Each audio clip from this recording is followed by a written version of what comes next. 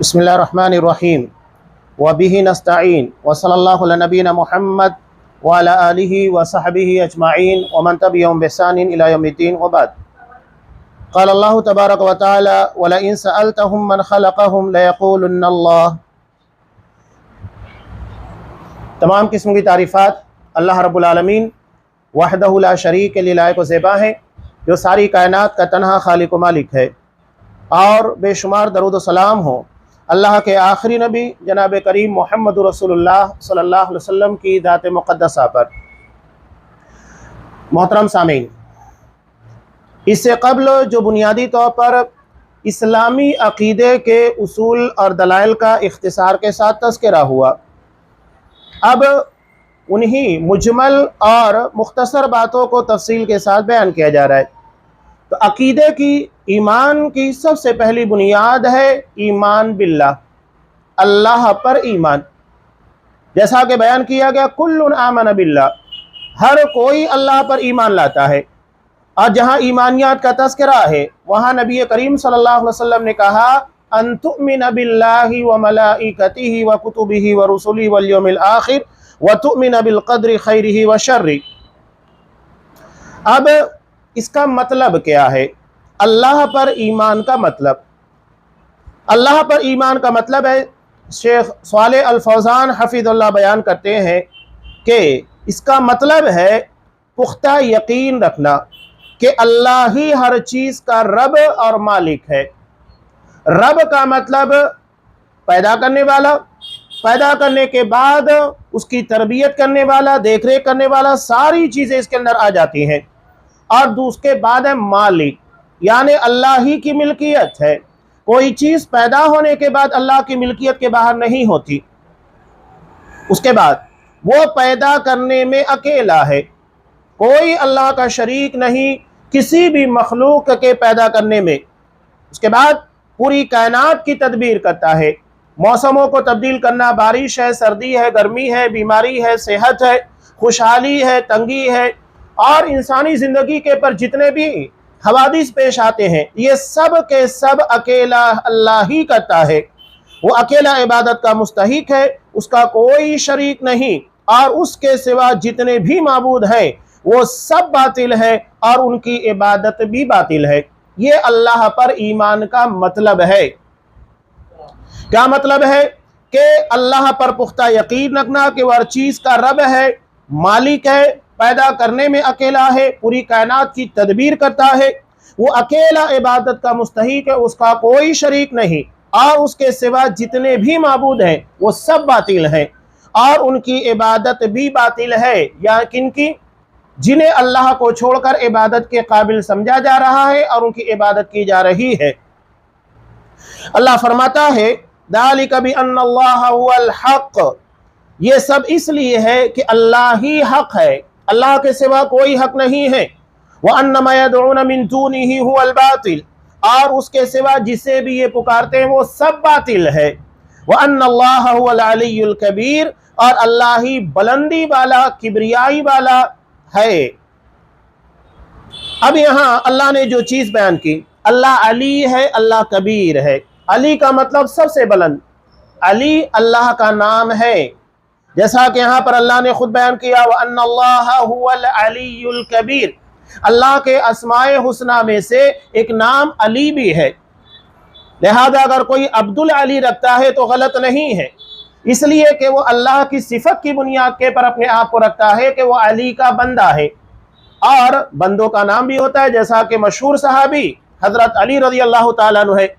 تو جہاں اللہ کی صفت کا تذکرہ ہوگا وہاں پر کسی مخلوق کا شائبہ تک بھی نہیں پایا جائے گا، اور جہاں مخلوق کا تذکرہ ہوگا جیسا کہ حضرت علی رضی اللہ تعالیٰ عنہ یا جس کا نام بھی علی ہو تو پھر وہ مخلوق ہوگا، اس میں اللہ تبارک و تعالیٰ کے تعلق سے سوچ پیدا نہیں ہونی چاہیے۔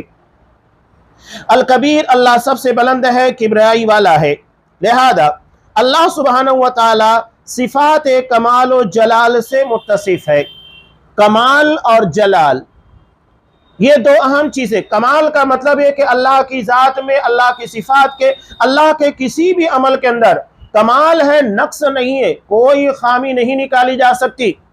لہذا یہ جو کہا جاتا ہے تقدیر کے پر اعتراض کرنا دراصل اللہ کے فیصلوں پر اعتراض ہے۔ اور اعتراض کا مطلب کیا ہے؟ یعنی نعوذ باللہ اللہ کی صفت میں آپ تو نقص نکال رہے ہیں، جو کہ انتہائی غلط بات ہوتی ہے۔ اللہ ہر قسم کے عیب اور نقص سے پاک ہے، یہی توحید ہے، جس کی 3 اقسام ہے: توحید ربوبیت، توحید الوہیت اور توحید اسماء و صفات۔ توحید کی 3 قسمیں: توحید ربوبیت، اس کا تعلق اللہ تبارک و تعالیٰ کے پیدا کرنے، چلانے، مالک ہونے، مدبر کائنات ہونے، پوری تفصیل آ رہی ہے۔ اور توحید الوہیت یعنی عبادت کی تمام قسموں کو صرف اللہ کے لیے خالص کرنا۔ عبادت نام کی جو بھی چیز ہوگی، اب اس کی بھی تشریح آگے آ رہی ہے کہ عبادت کس کو کہا جاتا ہے اور عبادت کی کیا تعریف ہے، آگے تفصیل کے ساتھ تذکرہ ہے۔ اور اس کے بعد ہے توحید اسماء و صفات، اللہ کے اسماء اور صفات میں اللہ کو اکیلا ماننا، یہ بھی پوری تفصیل ہوگی انشاءاللہ۔ میں یہاں صرف ذہن کے اندر اس چیز کو حاضر کرنے کے لیے، جیسا کہ اللہ کی ایک صفت ہے سمیع، سننے والا۔ اب اللہ جس طرح سنتا ہے اس طرح کوئی نہیں سنتا۔ ہمارے یہاں معاملہ یہ ہے کہ کوئی مخلوق کتنا بھی تیز سننے والی ہو، وہ کتنا دور تک سنے گا؟ 1 کلومیٹر، 2 کلومیٹر، 5 کلومیٹر، 10 کلومیٹر، اس سے زیادہ نہیں، یا اس سے زیادہ ہو بھی سکتا ہے، لیکن اس کی ایک انتہا ہے۔ جب کہ اللہ تبارک و تعالیٰ ایسا سمیع ہے، اس کی صفت کے اندر یہ بات پائی جاتی ہے کہ وہ آسمان پر عرش کے پر مستوی ہوتے ہوئے کالی پہاڑی پر کالی چیونٹی چلتی ہے، اسے دیکھتا بھی ہے، اس کی آواز کو سنتا ہے کہ وہ چل رہی ہے، جبکہ نہ ہم دیکھ سکتے ہیں نہ اس کی آواز کو سن سکتے ہیں۔ یہ اللہ کی صفات ہیں جو کمال کے درجے کو پہنچی ہوئی ہیں۔ تو اللہ کو اس کی صفات میں، اس کے اسماء کے اندر موحد ماننا، اکیلا ماننا کہ اللہ کی طرح نہ کوئی سن سکتا ہے نہ دیکھ سکتا ہے۔ جو بھی صفت اللہ کی بیان کی گئی، اللہ کی صفت علیم ہے تو اللہ کے علم کی طرح کسی کا علم نہیں۔ اللہ بصیر ہے، اللہ دیکھنے والا، تو اللہ کی طرح کوئی دیکھنے والا نہیں۔ تو جو بھی چیزیں اللہ کی بیان کی گئی ہے اس میں اللہ کو اکیلا اور یکتا ماننا۔ اب یہاں سب سے پہلے تذکرہ ہو رہا ہے توحید ربوبیت کا۔ اب توحید ربوبیت کیا ہے؟ رب سے بنا ہوا ہے ربوبیت، اور رب اسی سے بنا ہوا ہے تربیت، یعنی پرورش کرنا۔ اس کی تعریف بہت پیارے انداز میں مولانا ابوالکلام آزاد رحمۃ اللہ علیہ نے جو ام الکتاب سورہ فاتحہ کی تفسیر کی ہے، اس کے اندر انہوں نے امام اوزاعی رحمۃ اللہ علیہ کے ذریعے سے ایک بہت پیاری تفسیر نقل کی، اس کی تعریف نقل کی ہے ربوبیت کی۔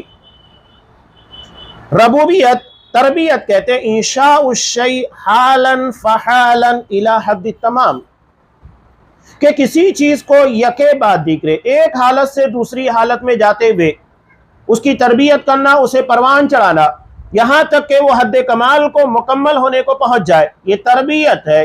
اور ربوبیت تربیت سے ہی بنا ہوا ہے، تربیت سے جڑا ہوا ہے، منسلک ہے۔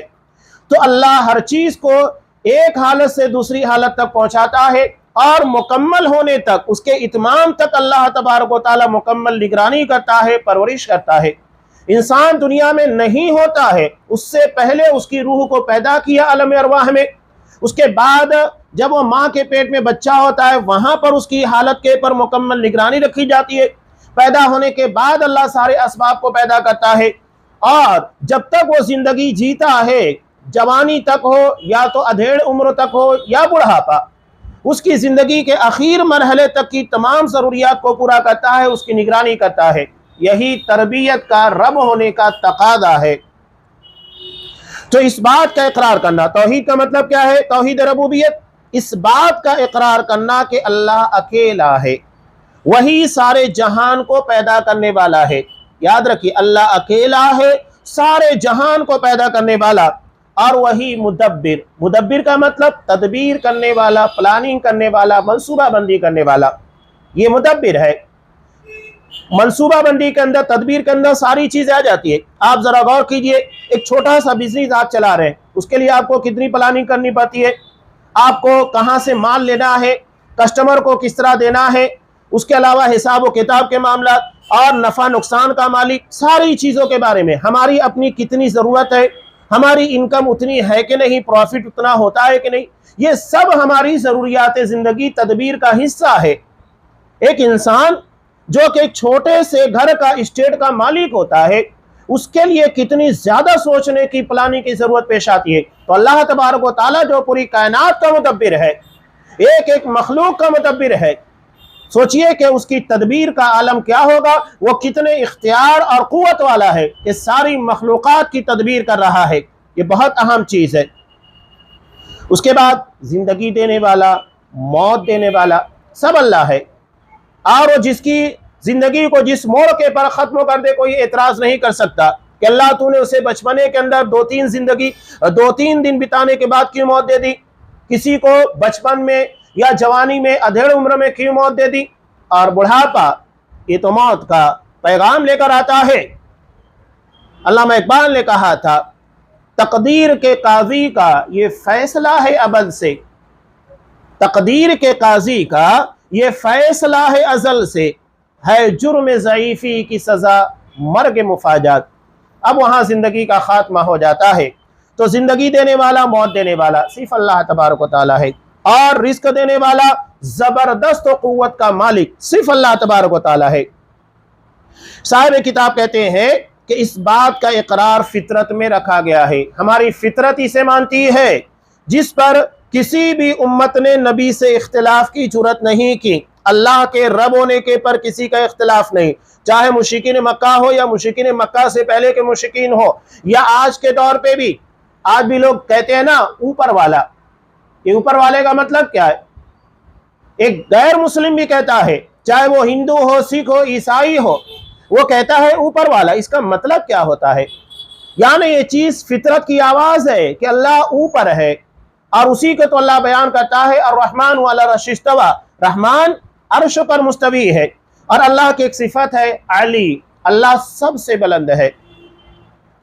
چنانچہ اللہ یہ ارشاد فرماتا ہے، وَلَئِن سَأَلْتَهُمْ مَنْ خَلَقَهُمْ لَيَقُولُنَّ اللَّهُ، سورہ زخرف آیت نمبر 87۔ اگر آپ ان سے دریافت کریں کہ انہیں کس نے پیدا کیا، تو یقیناً جواب دیں گے اللہ۔ ایک بات یاد رکھیے گا، مشرکین مکہ اللہ کی توحید ربوبیت میں اختلاف نہیں کرتے تھے، اسی کو یہاں پر بیان کیا گیا ہے کہ اس بات کا اقرار فطرت میں رکھا گیا ہے جس پر کسی بھی امت نے اپنے نبی سے اختلاف نہیں کیا۔ اختلاف توحید الوہیت میں تھا، اسماء و صفات کے اندر اختلاف پیدا کیا، توحید ربوبیت اللہ کے رب ہونے میں کسی کا اختلاف نہیں تھا۔ آگے اللہ بیان فرماتا ہے سورہ زخرف آیت نمبر 9، وَلَئِن سَأَلْتَهُمْ مَنْ خَلَقَ السَّمَاوَاتِ وَالْأَرْضَ لَيَقُولُنَّ خَلَقَهُنَّ الْعَزِيزُ الْعَلِيمُ، کہ اگر آپ ان سے دریافت کریں کہ آسمانوں اور زمین کو کس نے پیدا کیا، تو یقیناً ان کا جواب یہی ہوگا کہ انہیں غالب و دانا اللہ ہی نے پیدا کیا ہے۔ وہ یہاں اختلاف نہیں کریں گے، وہ نہیں کہیں گے کہ کسی بت نے یا کسی دیوی نے، دیوتا نے، کسی نے نہیں پیدا کیا۔ لات و منات عزا کی وہ عبادت کرتے تھے، لیکن اس کے بارے میں بھی کہتے تھے کہ یہ پیدا کرنے والے نہیں، یہ خالق کائنات نہیں، یہ مالک کائنات نہیں، نہ کسی چیز کو پیدا کرنے والے، نہ کسی چیز کے مالک ہیں، بلکہ ان لوگوں نے چور دروازہ اختیار کیا تھا کہ ہم ان کی عبادت کرتے ہیں، مَا نَعْبُدُهُمْ إِلَّا لِيُقَرِّبُونَ إِلَى اللَّهِ زُلْفَىٰ، ہم اس لیے عبادت کرتے ہیں کہ اللہ کے قریب کر دیں گے ہمیں۔ آج جیسا کہ مسلمانوں کے اندر بھی وہی چیز پائی جاتی ہے، کسی قبروں کے پر جا رہے ہیں، چادریں چڑھائی جا رہی ہے، نذر چڑھائی جا رہی ہے، منتیں مانی جا رہی ہے، نیاز کی جا رہی ہے، فاتحہ وغیرہ، یہ سب کیوں کیا جا رہا ہے؟ اس کا مطلب سیدھا یہی ہے کہ ان کے واسطے سے ہم اللہ تک پہنچیں گے، یہ اللہ کے قریبی بندے ہیں، یہ ہمیں اللہ کے قریب کریں گے۔ حالانکہ اللہ نے صاف کہا، فَلَا تَضْرِبُوا لِلَّهِ الْأَمْثَالَ، مثالیں اللہ کے لیے بیان نہ کرو، ایسی مثالیں جو توحید کے خلاف جاتی ہو، اللہ کی عظمت و جلالت کے خلاف جاتی ہو، ایسی مثال اللہ کے لیے بیان نہیں کرنا چاہیے۔ آگے اللہ تبارک و تعالیٰ ارشاد فرماتا ہے سورہ مومنون آیت نمبر 86 اور 87 کہ قُلْ مَن رَّبُّ السَّمَاوَاتِ السَّبْعِ وَرَبُّ الْعَرْشِ الْعَظِيمِ، دریافت کیجئے ساتوں آسمانوں اور بہت باعظمت عرش کا رب کون ہے؟ یہ آپ سوال کیجئے مشرکین مکہ سے آگے اللہ خود بیان کر رہا ہے سیقولون للہ، وہ کہیں گے کہ اللہ ہی ہے، کہ اللہ ہی ان تمام چیزوں کا پیدا کرنے والا ہے۔ ان آیتوں کے بیان کرنے کا مقصد یہ تھا کہ توحید ربوبیت میں مشرکین مکہ یا کسی بھی دور کے مشرک کو اختلاف نہیں تھا، وہ اس بات کو مانتے تھے اللہ ہی ساری کائنات کا بلکہ تمام مخلوقات کا پیدا کرنے والا، مدبر کائنات، زندگی دینے والا، موت دینے والا، رزق دینے والا، سب وہی ہے۔ آگے صاحب کتاب کہتے ہیں کہ اس طرح کی آیات قرآن میں بہت زیادہ ہیں۔ آپ قرآن مجید کا مطالعہ کریں گے آپ کو بہت ساری آیتیں ملے گی۔ اللہ مشرکین کی جانب سے ذکر کرتا ہے کہ وہ اللہ کی ربوبیت کا اعتراف کرتے ہیں اور پیدا کرنے، رزق دینے، زندگی دینے اور موت دینے میں اللہ کو اکیلا مانتے ہیں۔ اب یہاں ایک بات یہاں رکنے کے قابل ہے، توحید ربوبیت میں ایک بات یہ ہے کہ موت دینے والا بھی اللہ ہے۔ اب یہاں لوگوں نے شیخ عبد القادر جیلانی کے بارے میں کیا کیا من گھڑت واقعات بنا لیے کہ 20 سال سے ڈوبی ہوئی جہاز کو، بس کو، اور اس کے اندر تمام مسافروں کو زندہ کر کے واپس نکال لیا۔ ایک عورت نے آ کر اپنے بچے کے بارے میں شکایت کی تو ملک الموت سے روح کا تھیلا چھین کر اس میں سے ان کی روح کو نکال لیا، بلکہ اس کے علاوہ جتنے لوگ تھے سبھی کی روح کو نکال لیا۔ اب پوچھنے لگے کہ تمہارے بیٹا کی روح کون سی ہے، ان کو یہ نہیں پتا۔ ایک طرف یہ دعویٰ کہ ملک الموت تک رسائی اور دوسری طرف یہ نہیں پہچان پا رہے کہ بچے کی روح کون سی ہے۔ سب کو آزاد کر دیا، سب زندہ ہو گئے۔ اس کا مطلب یہ ہے کہ نعوذ باللہ آج کا یہ کلمہ گو مشرک مسلمان جو اپنے آپ کو مسلمان کہلاتا ہے اسے شرم آنی چاہیے مسلمان کہلاتے ہوئے۔ یہ تو وہی بات ہوئی، شیطان اتنا کائیاں کہ توحید کا جھنڈا اوپر لگاتا ہے، اس کے پر لکھا ہوتا ہے لا الہ الا اللہ محمد رسول اللہ، کلمہ توحید، کلمہ طیبہ لکھا ہوتا ہے، اور اسی کے نیچے مزار بنا کر اللہ کو چھوڑ کر اللہ کی عبادت کرواتا ہے۔ کتنا عجیب و غریب مسئلہ۔ ہم کہتے ہیں کہ آگ اور پانی ایک جگہ جمع نہیں ہو سکتے، شیطان جمع کر رہا ہے کہ توحید اور شرک کو ایک ہی جگہ پر جمع کر رہا ہے۔ اوپر کلمہ لکھا ہوا ہے، کلمہ توحید، کلمہ طیبہ، اور نیچے شرک کیا جا رہا ہے، شرک اکبر، اللہ کو چھوڑ کر غیر اللہ سے مانگا جا رہا ہے۔ یہ بہت کائیاں ہے۔ تو یہ کلمہ گو مشرک مسلمان جو مسلمان ہوتے ہوئے مشرک ہیں، کلمہ پڑھنے کے بعد بھی، کلمہ توحید کا اقرار کرنے کے بعد بھی ان لوگوں کے اندر توحید نہیں آئی، اس لیے کہ ہم سمجھتے نہیں۔ اس طرح کے دروس کا اہتمام دراصل توحید کی بنیادوں کو مضبوط کرنے کے لیے ہے۔ اس کے بغیر توحید کی بنیادیں مضبوط نہیں ہو سکتی، اللہ کے پر ایمان مضبوط نہیں ہو سکتا، کامل نہیں ہو سکتا، پختہ نہیں ہو سکتا جب تک کہ ہم ان ساری چیزوں کو اچھے طریقے سے نہیں جانیں گے۔ آج لوگ سعودی عرب کو کہتے ہیں، سعودی عرب کے اندر دیکھیے کہ ابتدا سے بچے کو ان سارے عقائد کی چیزوں کو پڑھایا جاتا ہے، اسی بنیاد کے پر وہاں کے لوگوں کی توحید دنیا کے تمام لوگوں کے مقابلے میں سب سے زیادہ نکھری ہوئی، صاف ستھری، مضبوط اور مستحکم ہوتی ہے۔ یہ شروع سے اپنے بچوں کے اندر عقیدہ توحید کو پختگی کے ساتھ تعلیم دینے، اس کی تربیت دینے کا نتیجہ ہوتا ہے۔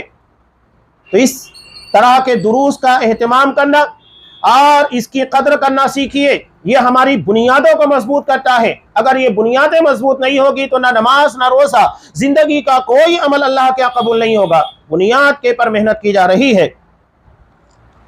تو یہ کلمہ گو مسلمان مشرک جو یہ دعویٰ کرتے ہیں نعوذ باللہ، ان کا پختہ عقیدہ ہے، یقین ہے کہ شیخ عبد القادر جیلانی یا اس طرح کے دیگر ولیوں کے بارے میں وہ یقین رکھتے ہیں، عقیدہ رکھتے ہیں کہ وہ زندگی اور موت کے مالک ہیں، جبکہ مشرکین مکہ اس طرح کا عقیدہ نہیں رکھتے تھے۔ بتائیے کہ یہ مشرکین مکہ سے گئے گزرے ہوئے کہ نہیں ہوئے؟ یہ مشرکین مکہ سے گئے گزرے ہیں۔ تو یہاں اللہ خود مشرکوں کی جانب سے تذکرہ کر رہا ہے کہ وہ اللہ کی ربوبیت کا اعتراف کرتے ہیں اور پیدا کرنے، رزق دینے، زندگی دینے، موت دینے میں اللہ کو اکیلا مانتے ہیں۔ انہوں نے توحید ربوبیت کا انکار نہیں کیا اور نہ ہی رب کا، سوائے انسانوں کی چھوٹی سی جماعت کے جنہوں نے اپنے نفس و دل کی گہرائیوں سے رب کا اعتراف تو کیا لیکن بظاہر اس کا انکار کیا۔ کچھ لوگ ہیں ایسے کہ جو اللہ کے رب ہونے کا انکار کرتے ہیں، ابھی میں نے مثال دی تو مسلمانوں کے اندر بھی یہ ہے جو اللہ کی توحید ربوبیت کو پامال کرتے ہیں۔ جب یہ کہہ رہے ہیں کہ زندگی دینے والا موت دینے والا اللہ کے علاوہ بھی کوئی ہے، اس کا مطلب صاف ہے کہ تم اللہ کو چھوڑ کر غیر اللہ کو بھی توحید ربوبیت کے اندر شریک مان رہے ہو کہ وہ کسی کی زندگی، کسی کی موت، کسی کو اولاد دینے کا فیصلہ کر سکتے ہیں۔ جیسا کہ یہاں پر مثال بیان کی جا رہی ہے کہ ان کا رب کا نہ ماننا دراصل تکبر کی وجہ سے تھا، کبر کی وجہ سے۔ جیسا کہ اللہ نے فرعون کے بارے میں کہا کہ فرعون کیا کہہ رہا تھا، ما علمت لکم من الہ غیری، سورہ قصص آیت نمبر 38۔ وہ کہہ رہا تھا کہ میں تو اپنے سوا کسی کو تمہارا معبود نہیں مانتا، نہیں پتا ہے کہ میرے علاوہ تمہارا کوئی معبود ہے، کوئی تمہارا رب ہے۔ حضرت موسیٰ علیہ السلام نے فرعون کو اس طرح مخاطب کیا، کہا لقد علمت ما انزل هؤلاء الا رب السماوات والارض بصائر، کہ یہ تو تجھے علم ہو چکا ہے کہ آسمان و زمین کے پروردگار ہی نے مجھے معجزے دکھانے، جو معجزات انہوں نے دکھائے تھا، کئی معجزے تھے۔ عصا کو زمین کے پر ڈال دیا، اژدہا بن گیا، اس کے بعد اٹھایا، لاٹھی بن گئی، اپنے ہاتھ کو بغل کے اندر ڈالا، باہر نکلا، خوب چمکتے ہوئے روشن ہو کر دوبارہ اپنے ہاتھ کو بغل میں ڈالا تو نارمل حالت میں آ گیا۔ اور بھی کئی معجزات تھے جو انہوں نے اللہ کی طرف سے دکھائے۔ اسی کے بارے میں یہاں پر وہ کہہ رہے ہیں کہ یہ معجزے دکھانے اور سمجھانے کو نازل فرمائے ہے، تجھے علم ہے، تجھے یقین ہے۔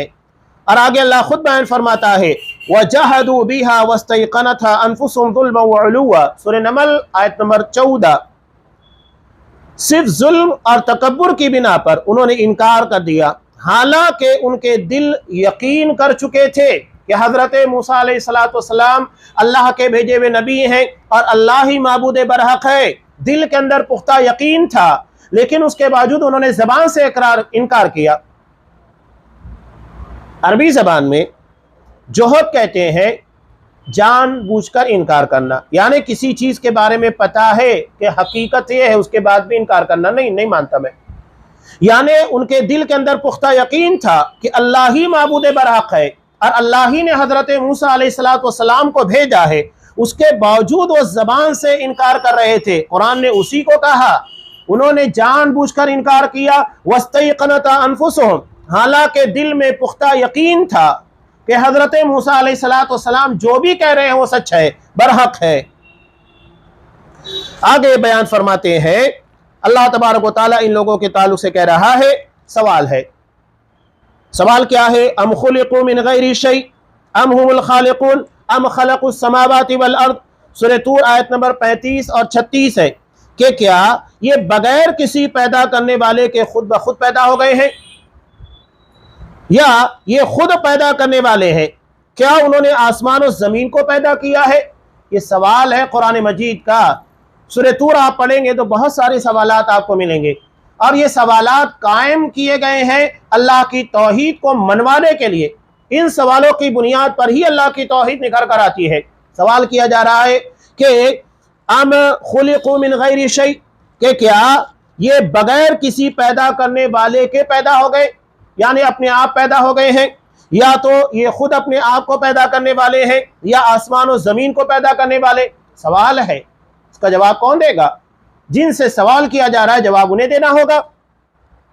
شاعر بہت پیاری بات کہتا ہے کہ ہر چیز میں اللہ نے جتنی چیزیں پیدا کی ہے، ہر چیز میں اس کے لیے نشانی ہے، تدل علی انہ واحد، جو اس بات کے پر دلالت کرتی ہے، گواہی دیتی ہے کہ اللہ ہی اکیلا ہے۔ اب جب ان ساری چیزوں کے بارے میں منکرین کو جوابات نہیں بن پڑے تو انہوں نے کئی عجیب و غریب قسموں کی باتیں کی۔ یہ صاحب کتاب بیان کر رہے ہیں، بہت پیاری باتیں ہیں۔ یہ کہتے ہیں کہ یہ عالم فطری ضرورت کی وجہ سے وجود میں آیا۔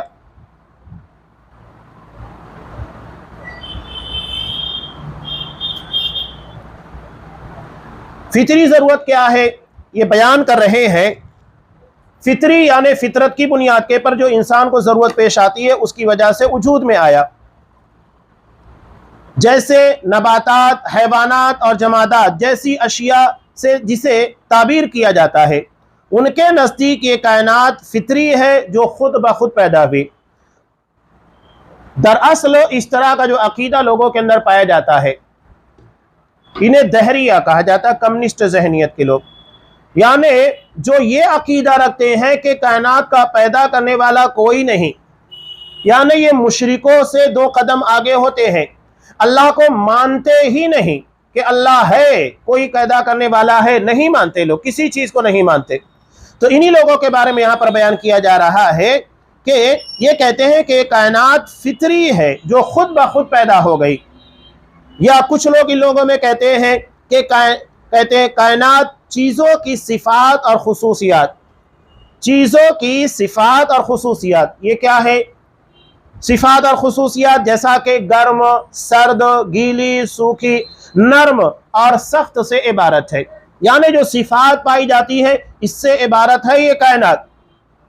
हरकत, सुकून, नुमू, जोड़े बनना, बच्चे पैदा होना, ये सारी सिफात और सलाहियतें उनके गुमान के मुताबिक फितरी हैं, जिनसे अशिया वजूद में आती हैं।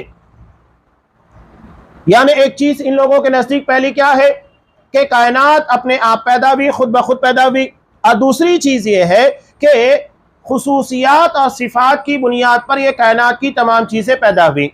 सूखा, गीला, गर्म, सर्द, ये सारी चीजें सिर्फ सिफात की बुनियाद के पर पैदा हो गई।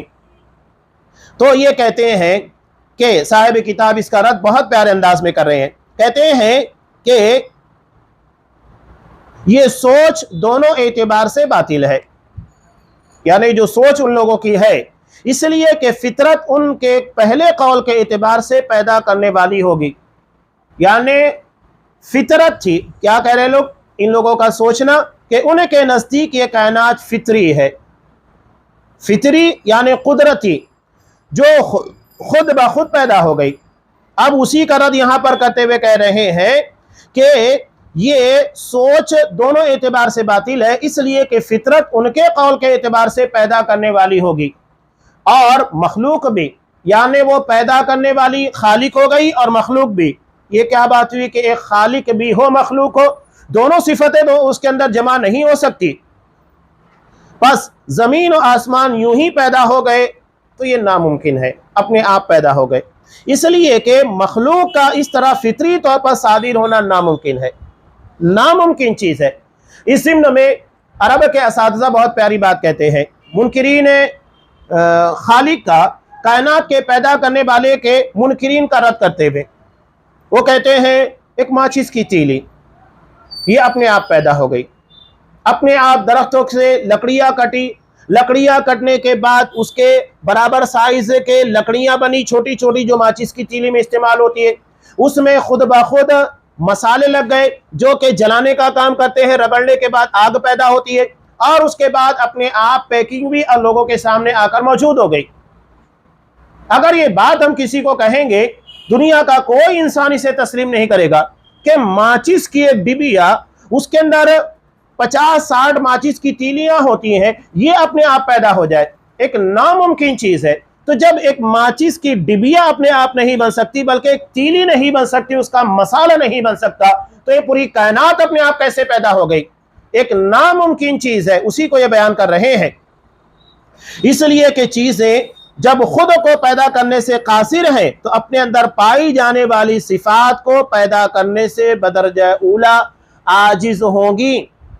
ये कैसे हो सकता है कि जब अपने आप को पैदा नहीं कर सकती है, तो उसके अंदर जो सिफात है, यानी आग पैदा करने की, गर्म करने की, सर्द करने की, ये सारी सिफतें उसके अंदर कहाँ से पैदा हो सकती है?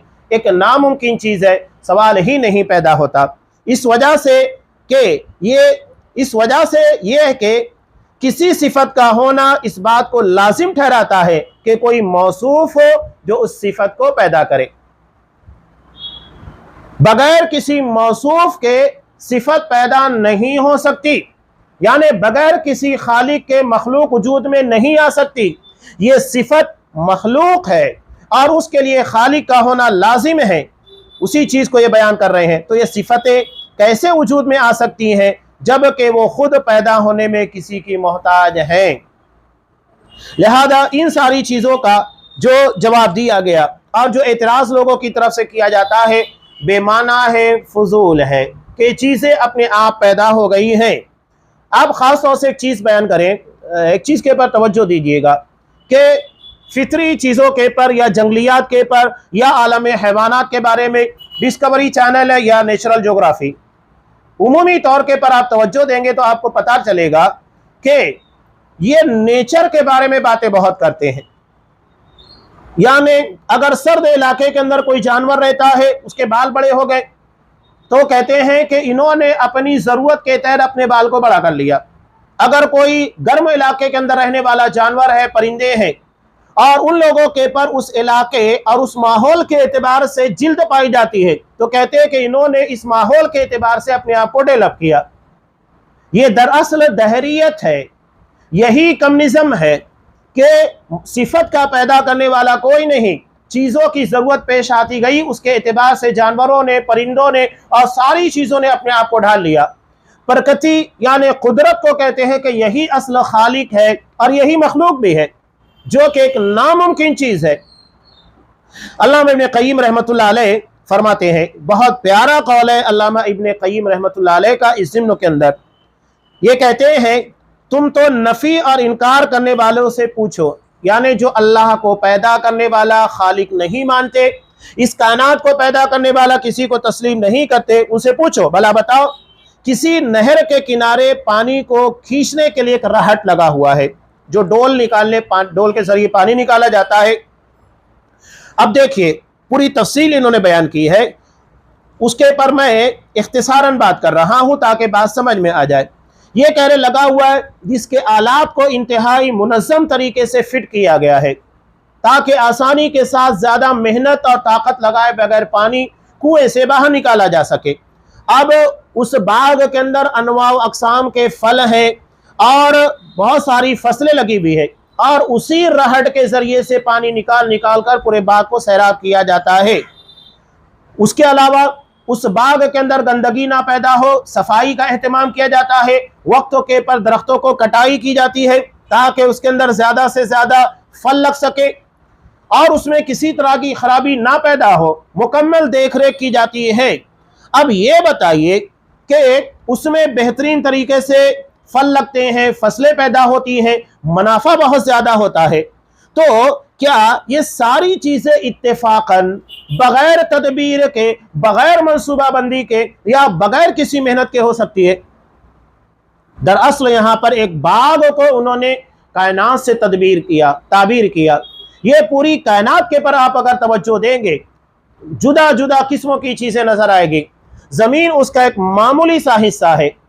हमारी अपनी ज़मीन से सूरज ये 10 या 13 लाख गुना बड़ा है, और इस तरह के बहुत सारे सितारे हैं जो कि सूरज से करोड़ों गुना बड़े हैं।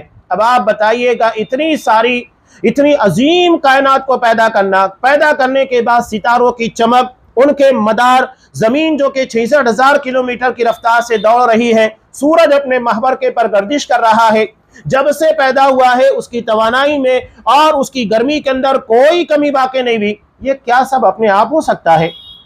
नहीं। वही चीजें बयान कर रहे हैं कि जब एक छोटा सा बाग, उसमें फल लगे हैं, फसलें लगी हुई हैं, ये अपने आप नहीं संवर सकती और उसके अंदर सारी चीजें अपने आप पैदा नहीं हो सकती, बगैर किसी देख रेख के करने वाले के उसके अंदर ये सारी चीजें नहीं हो सकती, तो इस पूरी कायनात में इतनी बड़ी बड़ी चीजें, इतने बड़े बड़े सैयारे, गैलेक्सीज, कहकशाएं, ये सब अपने आप कैसे हो सकते हैं? सवाल ही नहीं पैदा होता। उसी का जवाब इन्होंने यहां पर दिया है। अब आगे ये दूसरी चीज बयान कर रहे हैं, तौहीद उलूहियत। पहले था तौहीद रबूबियत। अल्लाह के पर ईमान रखने के 3 हिस्से हैं, तौहीद रबूबियत, तौहीद उलूहियत और तौहीद अस्मा व सिफात। तो तौहीद उलूहियत ये इलाह से बना हुआ है, जैसा कि बयान कर रहे हैं कि अल्लाह को इबादत की सारी किस्मों में अकेला मानना, ये तौहीद उलूहियत है। रुकू, सज्जा, नज़र, न्यास, जो भी इबादत की चीज़ होगी, उलूहियत का माना है इबादत और इलाह का माना है माबूद, यानी जिसकी इबादत की जाए। इसलिए तौहीद की इस किस्म को तौहीद इबादत भी कहा जाता है, यानी तौहीद उलूहियत को तौहीद इबादत भी कहते हैं, इसलिए कि उलूहियत का मतलब इबादत होता है ہر قسم کی عبادت صرف اللہ کے لیے کرنا، یہ توحید الوہیت ہے۔ اب یہاں عبادت کا مطلب کیا ہے؟ عبادت کا لغوی معنی یعنی لغت میں ڈکشنری کے اندر کیا ہوتا ہے؟ نرمی، آسانی اور خاکساری کو کہتے ہیں، یعنی جس چیز کے اندر نرمی پائی جاتی ہے، آسانی پائی جاتی ہے، خاکساری، یہ جن چیزوں کے اندر پائی جائے گی وہ عبادت ہے۔ یہ لغوی اعتبار سے ڈکشنری کے اندر اس کا معنی بیان کیا گیا ہے۔ کہا جاتا ہے طریق معبد، آسان راستہ، معبد یعنی عبادت سے بنا ہوا ایسا راستہ جس پر بآسانی چلا جا سکے۔ عبادت کا شرعی معنی کیا ہے؟ شریعت میں عبادت کا کیا مفہوم ہے، کیا معنی ہے؟ تو یہ کہتے ہیں اس بارے میں علماء کی تعبیرات مختلف ہیں۔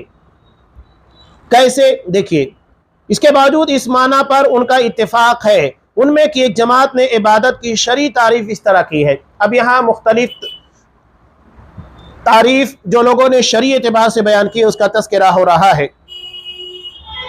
یہ کہتے ہیں شریعت میں جس چیز کے کرنے کا حکم دیا گیا، جیسا کہ نماز کے پڑھنے کا، روزہ رکھنے کا، اچھائیاں کرنے کا، اس چیز یا عمل کا عرف رواج میں چلن نہ ہو اور نہ ہی وہ عقلی تقاضے سے کیا جاتا ہو، یعنی وہ چیز عمومی طور پہ سماج میں پائی نہ جاتی ہو اور نہ ہی عقلی تقاضے کے مطابق کیا جاتا ہے۔ ابھی آپ دیکھیے گا کہ رکوع کرنا، سجدہ کرنا، یہ ساری چیزیں عرف میں عام نہیں ہوتی ہے اور نہ ہی عقلی اعتبار سے ان چیزوں کو کیا جاتا ہے۔ اسی اعتبار سے وہ کہہ رہے ہیں کہ شریعت میں جس چیز کے کرنے کا حکم دیا گیا ہو اس چیز یا عمل کا عرف یعنی رواج میں سماج کے اندر اس کا چلن نہ ہو اور نہ ہی وہ عقلی تقاضے سے کیا جاتا ہو، یہ عبادت کی شرعی تعریف ہے جو کچھ لوگ بیان کرتے ہیں۔ بعض نے اس طرح تعریف کی ہے کہ خاکساری کے کمال کے ساتھ محبت کا کمال، یعنی انتہائی خاکساری کے ساتھ اور انتہائی محبت کے ساتھ کسی عمل کو کرنا، یہ عبادت ہے۔ جیسا کہ انسان نماز اللہ کے سامنے خاکساری اپنے سر کو ٹیک دیتا ہے، محبت کا عالم یہ ہوتا ہے کہ اللہ کی طرف دل لگا دیتا ہے۔ اصحاب کرام وغیرہ کو دیکھیے، تیر لگنے کے بعد بھی محبت کا عالم یہ تھا کہ نماز اپنے آپ نہیں توڑا کرتے تھے، یہی محبت ہے۔ تو خاکساری اور محبت کے کمال کے ساتھ کسی چیز کو کیا جانا یہ عبادت کہلاتا ہے۔ علامہ ابن قیم رحمۃ اللہ علیہ بیان کرتے ہیں کہ رحمان کی عبادت اس کے محبت کے کمال کے ساتھ، رحمان کی عبادت اس کی محبت کے کمال کے ساتھ بندہ خاکساری سے کرتا ہے، یہ عبادت ہے۔ یہ کہتے ہیں کہ یہ دو قطب کنارے ہیں، انہی دونوں پر عبادت کا فلک گھومتا ہے، یعنی محبت کا کمال اور بندے کے اندر خاکساری، یہ اس وقت تک گھومتا رہتا ہے جب تک کہ دونوں قطب قائم ہے، یعنی خاکساری اور محبت دونوں ہونا چاہیے۔ عبادت میں اگر محبت نہیں ہے تو وہ عبادت نہیں ہے، خاکساری نہیں ہے تو بھی وہ عبادت نہیں ہے۔ آگے ان چیزوں کی تفصیل آ رہی ہے۔ علامہ ابن تیمیہ رحمۃ اللہ علیہ عبادت کی اس طرح تعریف بیان کرتے ہیں، کہتے ہیں عبادت ایک جامع نام ہے جو ہر قول و عمل جو ظاہری ہو یا باطنی، ظاہری کا مطلب جو دکھائی دیتا ہے، باطنی جو دل میں ہوتا ہے نیت کے اعتبار سے، محبت کے اعتبار سے، تو یہ کہتے ہیں عبادت ایک جامع نام ہے جو ہر قول و عمل وہ ظاہری ہو یا باطنی پر بولا جاتا ہے جسے اللہ پسند کرتا ہے اور اس پر راضی ہو۔ تو کہتے ہیں کہ تعریف زیادہ گہری اور ہر عمل کو گھیرے ہوئے ہے جو علامہ ابن تیمیہ رحمۃ اللہ علیہ نے بیان کی۔ بس پورا دین عبادت میں داخل ہے، ہر قول و عمل عبادت ہے۔ جس نے اس کی تعریف خضوع کے ساتھ محبت سے کی ہے تو وہ اس لیے کہ کامل محبت، کامل خاکساری کے ساتھ اپنے محبوب کی اطاعت و فرما برداری کے لیے لازم ہے، اس لیے کہ جتنی زیادہ محبت ہوگی اتنا زیادہ بندے کے اندر خاکساری ہوگی، اور نفرت کی بنیاد کے پر خاکساری پیدا نہیں ہو سکتی۔ ابھی آگے بیان کر رہے ہیں کہ عبادت جس کا حکم دیا گیا ہے تذلل اور محبت کے معنی کو شامل ہے۔ تذلل کا مطلب ہوتا ہے خاکساری، اور محبت جو ہمیں جانتے ہیں یہ 3 ارکان پر مشتمل ہے۔ عبادت میں 3 ارکان ہوتے ہیں، یاد رکھیے گا، اگر یہ تینوں میں سے کوئی ایک رکن بھی چھوٹا تو ہماری عبادت عبادت نہیں کہلائے گی۔ یاد رکھیے گا وہ کون کون سے ہیں؟ محبت، رجا یعنی امید، اور خوف۔ یہ تین چیزیں بیک وقت ہر عمل کے اندر پائی جانی چاہیے، یعنی اللہ کی محبت ہو، اس چیز کے کرنے کا جذبہ ہو، اور رجا ہو، امید ہو کہ اللہ ہمیں اس کے ذریعے سے اجر و ثواب دے گا، خوف کہ اگر یہ کام اگر ہم نہیں کریں گے تو اللہ ہمیں سزا دے گا۔ یہ تینوں چیزیں بیک وقت ہر عمل کے اندر شامل ہونا چاہیے، ان سب کا ایک ساتھ جمع ہونا ضروری ہے، اور اس میں سے کسی بھی ایک چیز کا اہتمام نہیں کیا گیا تو عبادت میں خلل واقع ہوگا اور وہ عبادت اللہ کے ہاں قبول نہیں ہوگی۔ آگے یہ بیان کرتے ہیں کہ اللہ کی عبادت محض محبت کے ساتھ کرنا، یعنی ڈر اور امید نہ ہو۔